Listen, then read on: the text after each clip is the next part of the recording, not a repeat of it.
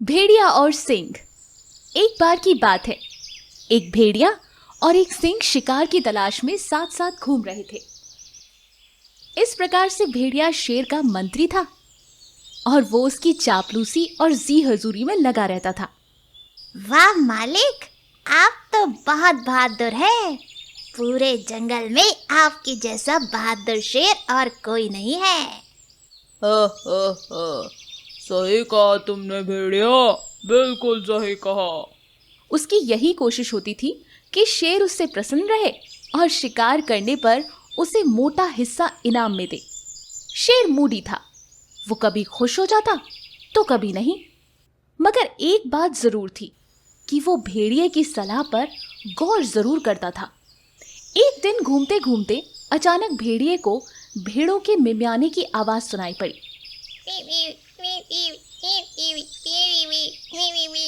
महाराज, आपने भेड़ों के मिमियाने की आवाज सुनी? भेड़िए ने शेर से पूछा, फिर बोल उठा, आप यहीं ठहरिए, मैं जाकर देख के आता हूँ। यदि हो सका तो एक मोटा ताजा भेड़ मारकर आपके भोजन का प्रबंध करता हूँ। ठीक है, मैं यहीं हूँ, तुम जाके देखो, मगर अधिक समय मत लगाना, मैं भूखा हूँ। भेड़िया भेड़ की तलाश में निकल पड़ा। कुछ 100 गज आगे जाने के बाद वो भेड़ बाड़े के पास पहुंच गया। मगर ये देखकर भेड़िए का मुंह लटक गया कि भेड़ बाड़े में सभी दरवाजे मजबूती से बंद थे तथा बड़े बड़े खूंखार कुत्ते भी भेड़ बाड़े की निगरानी कर रहे थे। भेड़िया समझ गया कि वहां उसकी दाल नहीं गलने वाली थी। अब वो क्या करे? उसने तो शेर से वादा कर दिया था कि वो उसके लिए मोटा ताजा भोजन लेकर आएगा। उसने सोचा कि जान जोखिम में डालने से बेहतर है कि लौटकर शेर से कुछ बहाना बना दिया जाए। हाँ, यही ठीक रहेगा, नहीं तो ये खूंखार कुत्ते तो मेरा कचुम्बर ही निकाल देंगे। ये सोचकर भेड़िया लौट आया और वापस आकर शेर से बोला, महाराज, उन भेड़ों का शिकार करना बेकार है। वो बहुत दुबली पतली मरी टुची सी हैं। मुझे तो बीमार भी लग रही थी। अगर आपने उनका मांस खाया तो कहीं आप भी ना बीमार हो जाए, इसलिए मैं उन्हें छोड़ आया। उनके शरीर पर जरा भी मांस नहीं था। उन्हें तो उनके हाल पे ही छोड़ देना चाहिए। जब उनके शरीर पर चर्बी चढ़ जाएगी तब हम उन्हें खाएंगे। वैसे भी मोटी ताजी भेड़ों को खाकर ही हमारी भूख मिट सकती है। शेर भेड़िए की बातों में आ गया और बेचारा मुंह लटकाए हुए वहां से जाने लगा। तो देखा आपने, डरपोक व्यक्ति खतरे से बचने के लिए कोई ना कोई बहाना ढूंढ ही लेता है। ऐसी अमेजिंग कहानियों के लिए हमारे चैनल को सब्सक्राइब और हाँ, लाइक करना ना भूलिए। शुक्रिया। नीला सियार। एक बार की बात है, एक जंगल में बहुत सारे जानवर रहते थे। जंगल बहुत खूबसूरत था। उसी जंगल में चतुर नाम का सियार भी रहता था। वो बहुत ही दुष्ट सियार था। जंगल के सारे जानवर उससे बेहद परेशान थे। यहाँ तक कि उसके सियार दोस्त भी उससे तंग आ चुके थे, क्योंकि चतुर सियार को लगता था कि वो सबसे बड़ा है, सबसे ज्यादा ताकतवर। बस इसी अकड़ में वो सबको परेशान किया करता था। जंगल के सारे लोग उससे दूर भागते थे। एक दिन की बात है, चतुर सियार शिकार की तलाश में जंगल से बहुत दूर एक दूर बस्ती में जा पहुंचा। आज तो कुछ बड़ा शिकार करूंगा, बहुत भूख लग रही है। ये कहते हुए वो एक बस्ती में जा पहुंचा। बस्ती में उसे कुछ कुत्तों ने देख लिया। बस फिर क्या था, कुत्ते चतुर सियार के पीछे लग गए। चतुर सियार बहुत डर गया।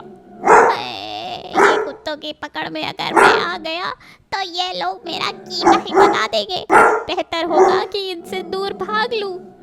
ये कहकर चतुर सियार वहां से भाग निकला। भागते भागते वो एक मकान में जाकर छुप गया।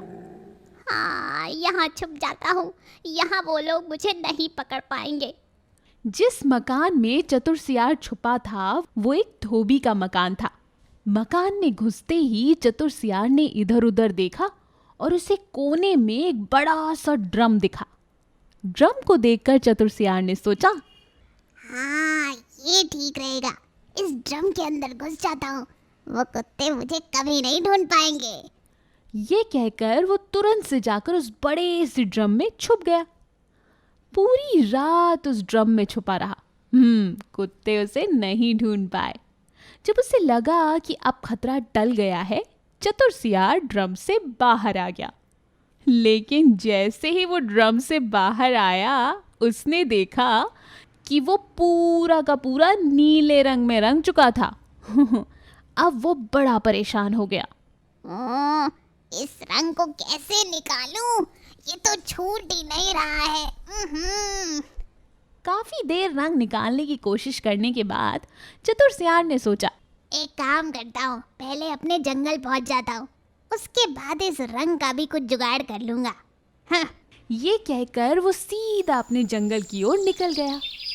जब वो जंगल की ओर वापस जा रहा था, तब रास्ते में उसने देखा कि जितने भी लोग उसे नीले रंग में देख रहे थे, वो उसे देखकर डर रहे थे। ये क्या चक्कर है? ये सब लोग मुझसे डर क्यों रहे हैं? ये जरूर नीले रंग का असर है। ये सोचते सोचते चतुर सियार के दिमाग में एक प्लान आया और उसने बाकी जानवरों से कहा, अरे अरे, डरो मत, मैं तुम लोगों को नुकसान नहीं पहुंचाने वाला। मेरी बात तो सुनो। अरे मेरी तरफ देखो तो, मेरा रंग कितना अलग है। ऐसा रंग किसी जानवर का नहीं है। दरअसल मुझे वन देवता ने जंगल का राजा बनाकर भेजा है, तो जो भी मेरी बात नहीं मानेगा, वन देवता उसे जलाकर भस्म कर देंगे। चतुर सियार ने अपनी चाल चल दी थी। उसकी बात सुनकर जंगल के सारे जानवरों में अफरा तफरी मच गई। सबने उसकी बात को सच मान लिया। अब सब उससे डरने लगे। यहाँ तक कि बाघ, चीता, सबने उसकी बातें मान ली। और तो और जब जंगल के राजा शेर के कानों में ये बात पहुंची, तो वो भी ये बात सुनकर बहुत घबरा गया और उसने तुरंत से अपने सिंहासन से उतरकर अपनी कुर्सी चतुर सियार को दे दी।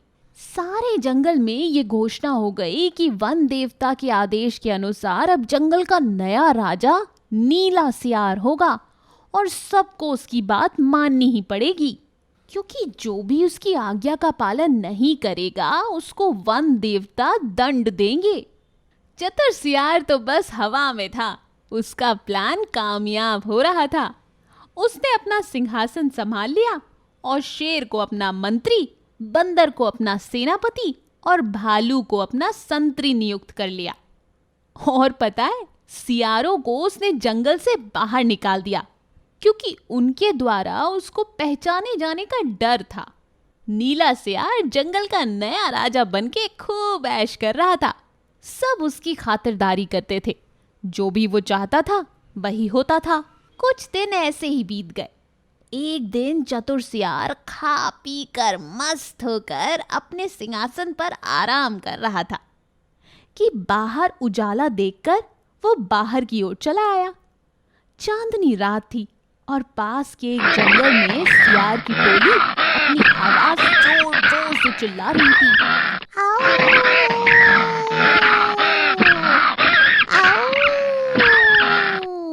चतुर सियार से कंट्रोल नहीं हुआ।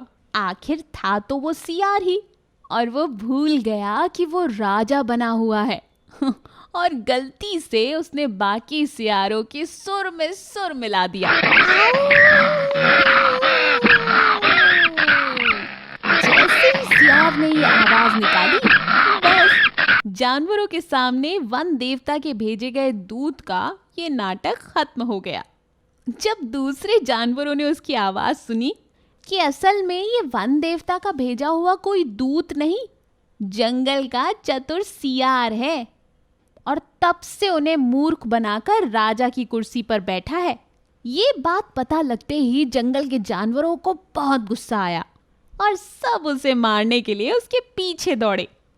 चतुर समझ गया कि अब उसकी पिटाई होने वाली है। उसने भागने के बारे में जैसे ही सोचा, वैसे ही शेर और चीतों के पंजों का शिकार हो गया और मारा गया। तो बच्चों, इस कहानी से हमें क्या शिक्षा मिलती है? जैसी करनी वैसी भरनी। छल, कपट और झूठ एक ना एक दिन जरूर सामने आता है।